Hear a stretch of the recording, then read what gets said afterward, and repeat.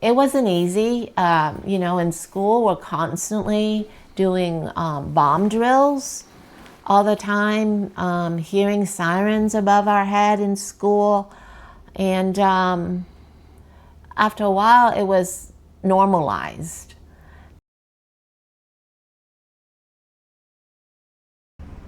Hi, my name is Mai, and I am here to share my immigration story from Vietnam back in 1975.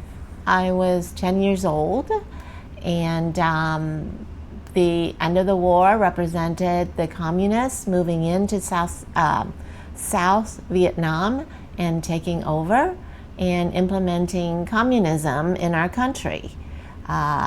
That caused many hundreds of thousands of people to flee Vietnam because of the fear of a country being overwhelmed by the doctrines of communism and the re-education camp that was to follow the fall of Vietnam. So most of my stories will be through the viewpoint of a 10-year-old, because that was my age when Saigon fell. And I am from South Vietnam, born in Saigon. I'm the middle child of an older brother and a younger brother. So during the Vietnam War, was it before the fall of Saigon and when you had to move out of Vietnam? Did you know this was coming? Was it sudden? Was it kind of looming, or how did that play out? 1975 was, or 1965, the year I was born. I was a child born in the middle of a very heightened war. Of course, when you're born into something like that, your normal everyday experience is always around warring fractions, people somewhat in fear. There's an occupation of the military all around you all the time. But to a child growing up in that era, that was my norm. So television, we had access to television, and so the constant news coming through was always about battlefields and cities being overrun and areas getting bombed. So it was a long, drawn-out war. And I suppose now that I think back, it was exhausting to see my parents and my extended family constantly talking about it, not realizing that there was anything different. So by the time that I was 10 and the war was ending because communist Vietnam has taken over, there was quite a bit of talk around leaving in a very secretive manner. We were told to not say anything to anybody, don't talk to anybody about anything. It was just a very quiet exodus, as quiet as you can be. At the time, there were one major route out, and that was via the sea. If you're lucky, you had the option of going to the airport, Tan Son Nhut, and somehow finding a flight through the American sponsorship. The Americans were very gracious to offer some sort of exodus to the Vietnamese, but you had to have some sort of connection with the American military or some kind of liaison with any American company. My mother was a stewardess for Air Vietnam and also a hostess at one of the most famous hotel in Saigon, Hotel Caravel, where a lot of movie stars and high government officials would stay there when they visited Vietnam. She was very fortunate to have gotten to meet President Richard Nixon and received his autograph. And though it seemed inconsequential at the time, that autograph really served to help my family get on board a C-131. My aunt was also a receptionist at the American Embassy. So we were very blessed to have some of those connections beforehand. But the route of exit was really through the sea. My father was a merchant mariner, and he also served in the South Vietnamese Navy, touring riverboats. But before that, he did a lot of ocean research and fishery research out in the ocean. And he knew deep in his heart how dangerous the sea route was going to be for their family. He has seen over and over piracy, people just taking over ocean vessels, and he knew that the chances of the family making through that was rather slim. So he really convinced the family to just try to get to the airport. And so I think that was a major blessing that my dad really redirected our family path from the sea into the air.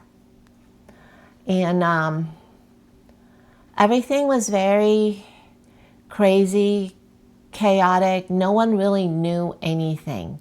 You just had to stay in the moment and just act. Just make decisions, and if that decision didn't work out, you had an alternate decision. You just had to leave without anything. You took what you can and leave everything behind. And what you can really just consists of whatever you can put in a bag. I remember we packed a lot of ramen noodle packages as a way to survive long days without food and water. But somehow, just through the grace of God, we took a chance and went to the airport and let fate decide the rest of our stories. So I just want to back up a little bit. When you talked about the news, was that from the point of view, what was that from the point of view of receiving it from a pro-American military side, or was it propagandized at all? I really, as a 10-year-old, all I remember were war scenes on the news, and most of it were American news. So I'm going to assume that it was going to be on the side of the good guys. And just because it's American news point of view, they weren't always good news. And even though you were 10 years old, did you feel the vibe was pro-American military? Was their presence something that made people feel safe? Was it something that made you feel scared? I as a kid, I remember being a little bit frightened, seeing a lot of the military presence in our streets, carrying guns and having very stern looks. But I believe overall the Vietnamese people were very grateful that the American presence was in our streets. It wasn't easy. In school, we're constantly doing bomb drills all the time, hearing sirens above our head in school. And after a while, it was normalized. And I guess that was a blessing to realize that it was normalized. But I do remember, I remember being normalized to fear, and a part of me wondered if there was something different. And I remember going to my grandmother's Buddhist monastery. And as a kid, I think I was about 8 years old then, I would sit at the koi pond and just looked at the koi fish. And for some reason, I really connected to a peaceful moment in a child's life that can differentiate between scenes of war and scenes of chaos all the time. And somehow just looking into the fish pond and seeing the koi ponds and hearing the temple bells and the nuns praying, I was shown a sense of peace that I would not have known as a child. And that remembrance that there was something possible outside of conflicts and war and fears was possible. And I'm living it. You know, from a child's point of view, it wasn't an intellectual analysis or anything. It was just a very sincere feeling of safety that made sense to a little kid. And I took that sensation with me all the way to America, and always knowing that somehow that was a possibility for me. And that if I was ever really scared, I would somehow find my way back into that space. So you go to the airport and you find a way onto a plane. What happens from there? No, it was not at all obvious. We were dropped off at the gate of the entrance to Tan Son Nhut, which is the South Saigon airport back then, and there were 18 of us. There were 18 people that left altogether, and we started walking from the entrance of the airport into some sort of terminal where the airplanes are. It was very hot. It was a very long walk. We were really not prepared for that intense walk in the heat.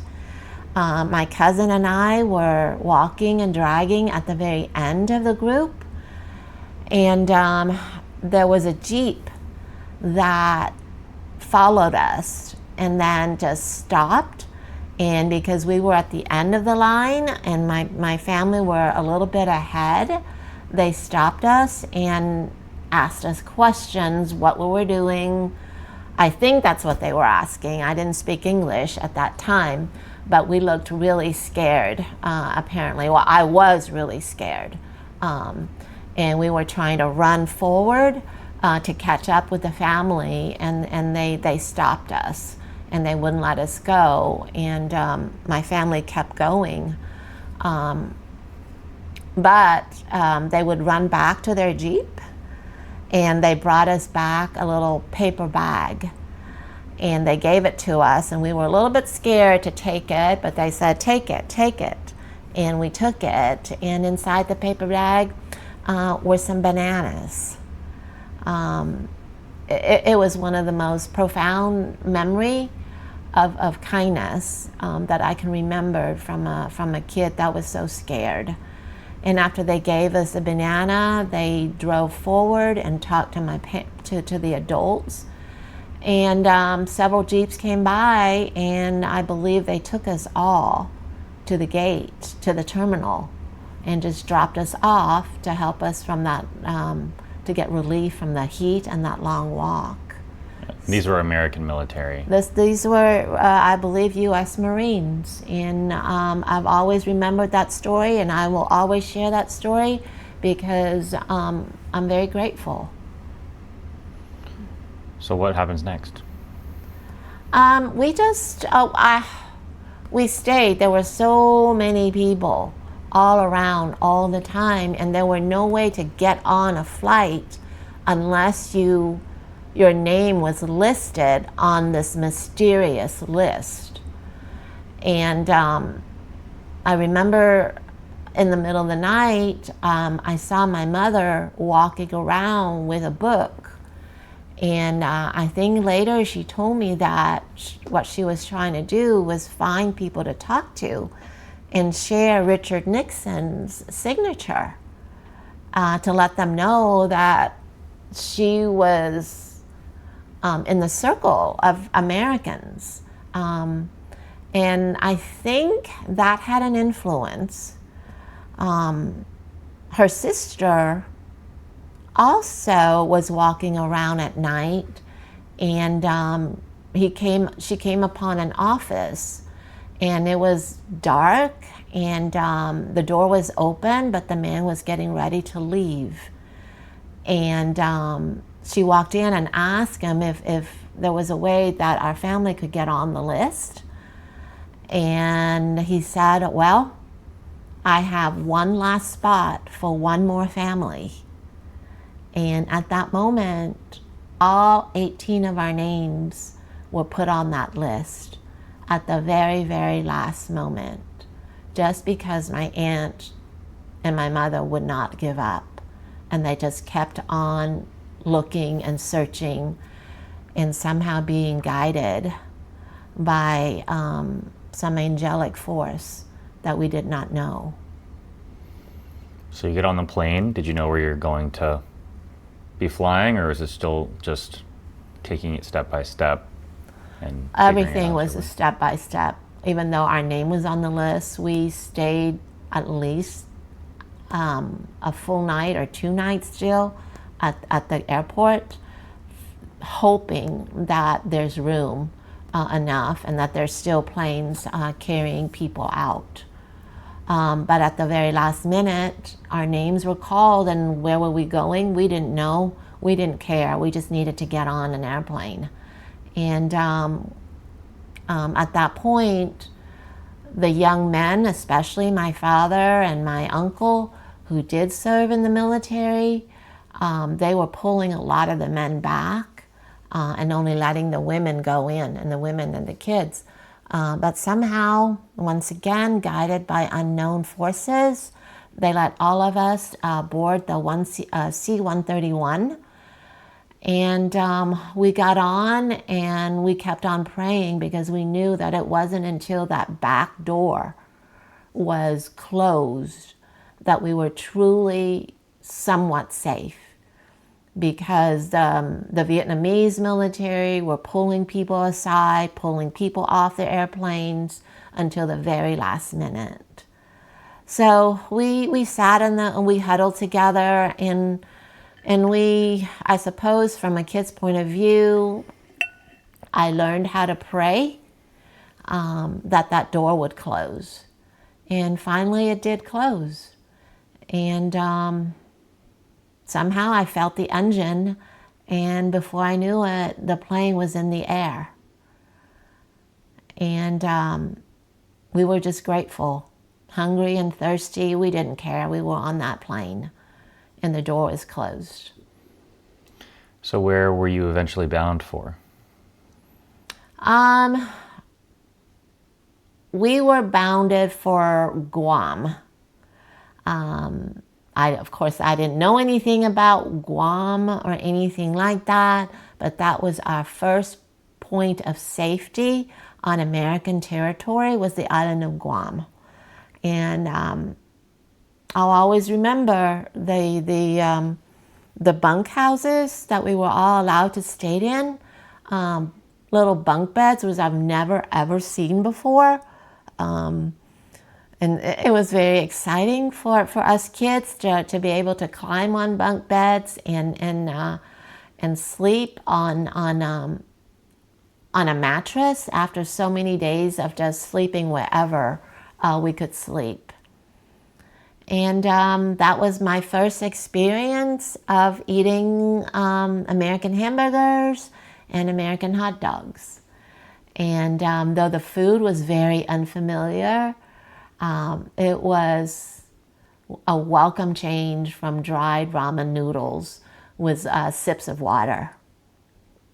You're still together, all 18 of you?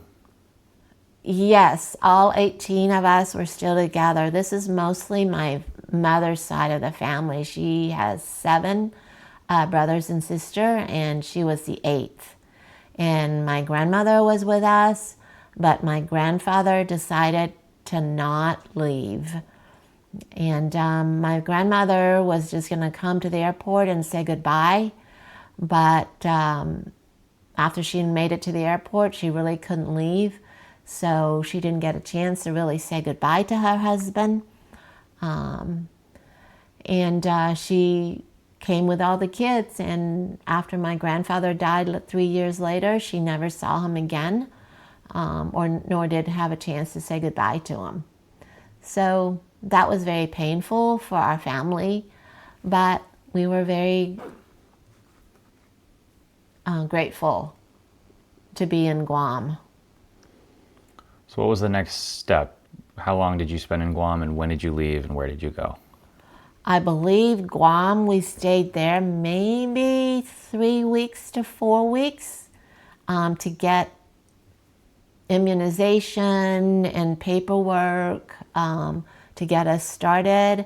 And then they boarded us all onto a plane to Camp Pendleton. We had no idea what the journey looked like. We just knew that they told us that it's time to go. We were just a little scared that they were flying us back to Vietnam. But no, they took us to Camp Pendleton in California. And we stayed there from June of 1975 to, I believe, November of 1975. And the refugees integration program was started, and we were just housed at various camps all across the country so that we can get processed for some sort of integration into the U.S. as refugees. And I'm very grateful for these programs that were set up, sponsored, I'm guessing, by the government, offering churches, businesses, nonprofits, offering them incentives and maybe even financial help to sponsor Vietnamese families. So the U.S., the Americans were welcoming of Vietnamese immigrants. Is that correct? Was there skepticism at that age? Were you even able to evaluate that? I don't think that I was able to evaluate that, but our experience at Camp Pendleton, though hectic, was so much fun for a little kid. Knowing that we are away from the war, we got the adventure of staying in Quonset huts, sleeping in huts. It was gracious of all the American U.S. Marines to always offer us 3 meals a day. They would take us to the storage PX and told us that, there was piles and piles of clothing and shoes and coats. They said to just take whatever you needed, which was unheard of for us, to just be able to be given warmth and clean clothes and hot meals. And they gave us, I remember being so excited to get a new toothbrush, toothpaste, washcloth, just basic, simple things like that. I was just forever touched my heart. As a child, and thinking back of some funny, positive moments when we were at Camp Pendleton, I remember when we go to the food line, and I was just a very tiny little kid, very thin, tiny little kid, and I couldn't believe how much food the people were giving me to eat. There's this tray, and it just overflowed with food all the time. And I take it back, and we just couldn't eat it. And in English, I guess there was a friend who came to visit us from California that we knew in Vietnam. And I remember my parents asking him, they give us so much food, we don't know what to do with all this food. You know, how can we tell them that we can't eat this much? And he taught me my first English phrase. And he said, when you have enough food and they give you enough, say, enough, thank you. And he taught all of us, all the kids in the family, and each one of us would say, enough, thank you. And it worked. So every time that we got enough food in the food line, I would put my hand up and say, enough, thank you. And that is just something very precious to me, that the Americans would give us that much food that we had to ask them to slow it down. So another grateful moment. Do you feel like, if you can remember back to that time, that you saw your mom and dad and the rest of your family relax a little bit? Because as a kid, you're viewing it through the lens of a 10-year-old, and you're appreciative of those things. I'm wondering, from the point of view of a parent, and from your point of view, seeing your parents, if you could see them feel relief as well, or if they still knew the journey was going to be really tough ahead of them.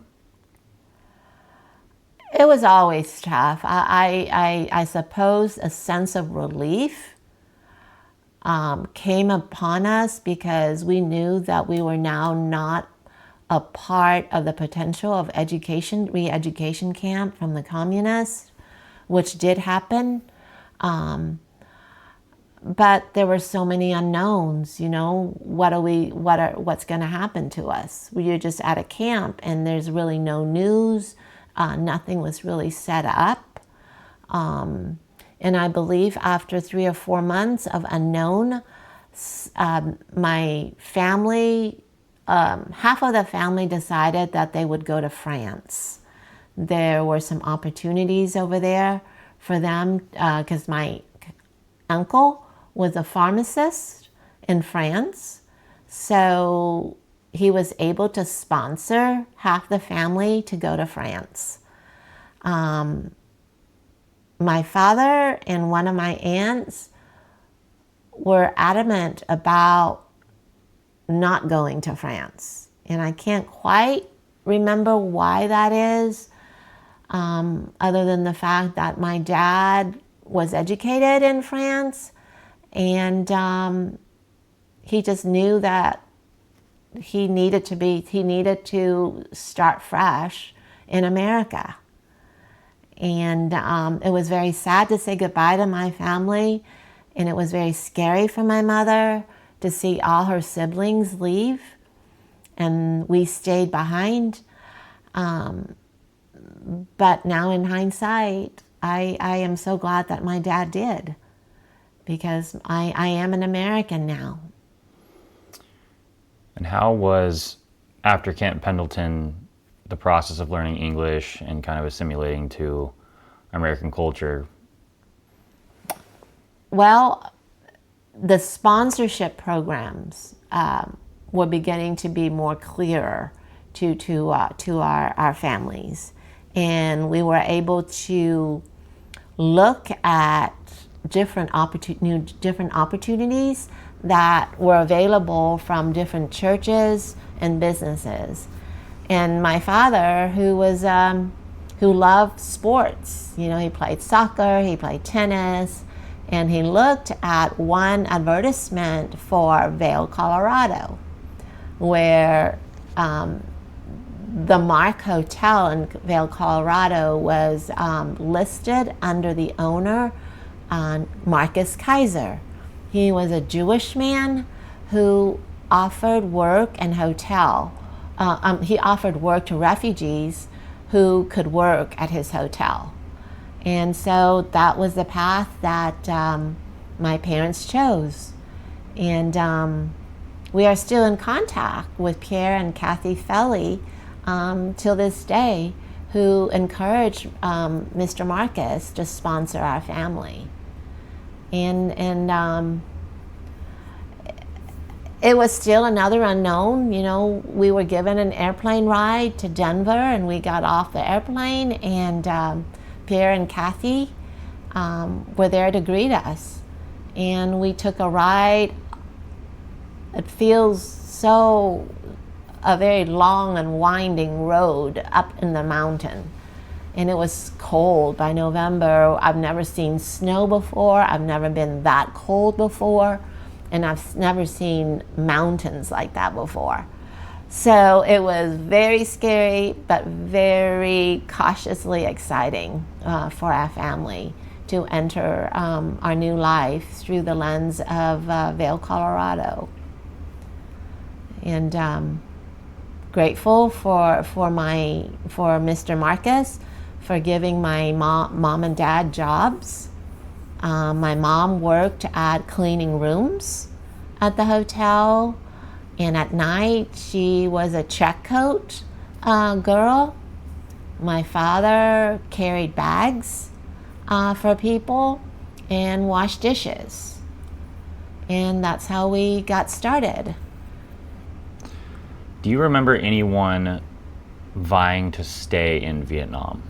Was it a general feeling that we had to get out no matter what? Or was there some people who were adverse to getting out? Maybe we could stick it out and stay in country? Yes, there were people who just didn't have enough hope for what a future outside of Vietnam could look like. There were people who came along with our family and met us at the airport that were friends. And after a night, they decided that they went back home. And the sad thing was that they could have left with us, but instead they went back home, and the men were put into re-education camp.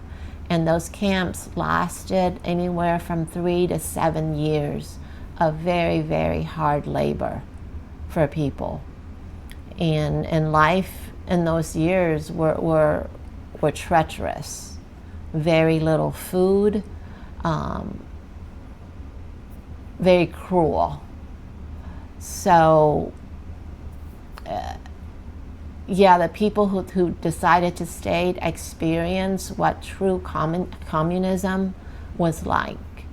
And, you know, fast forwarding to 2026 now, if people really knew and lived through what communism was like, they would not even bring that word up. And maybe it crosses into socialism, but until you really understand what that doctrine entails, you would not even be talking about it. So, after being in America for this many years and now having had 3 children and being a little older, what do you do now? Who are you now? I lived in survival for several decades. Survival meant to work hard, to always work hard. Don't ever wait for circumstances to change. Always do my best to change the circumstance. When we got to Vail, Colorado, and my parents each had 2 jobs, my mom found a job for the kids, and that was to sew moccasins. They had these moccasins, shoe slippers that were in pieces. And every time that we would come home, before we ate dinner and did our homework, my brothers and I would sew moccasins. And each pair of moccasins that we would sew, we would get $0.25. So if each kid would do 5 pairs, we would each get $2.50. And for a little kid to be able to make money was amazing. It was, I was so excited to get to do that because I was contributing to the family, and it was just a wonderful, cool thing for a kid to be able to do. So I think that was a seed of entrepreneurship for me, to not always work hard, but always create. You know, when things go rough, dig deeper and just create opportunities for myself. And it's okay to be really, really scared, but get up. You know, that's what my parents taught me, was just, you can be sad, you can be depressed, you can be scared, and you can cry, but you got to get up. You don't have a choice. If you want to live, you got to get up.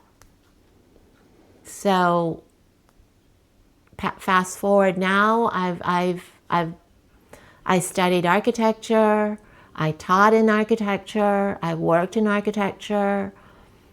And then, you know, I worked as a professional photographer. And now back to that moment at the koi pond where I remember peace.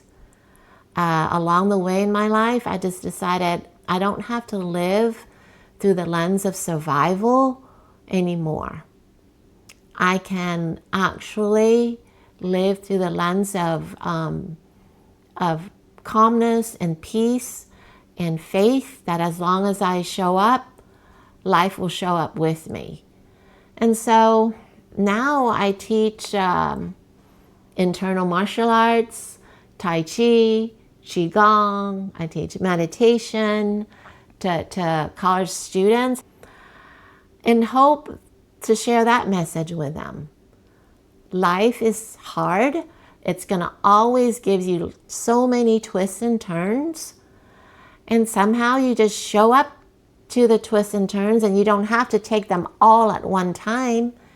It's just a one day at a time type of journey. And believe that everything will work out. And it does. Call it good? That's good. I'll give you a hug. You want to turn that off? I love you. Thanks, honey.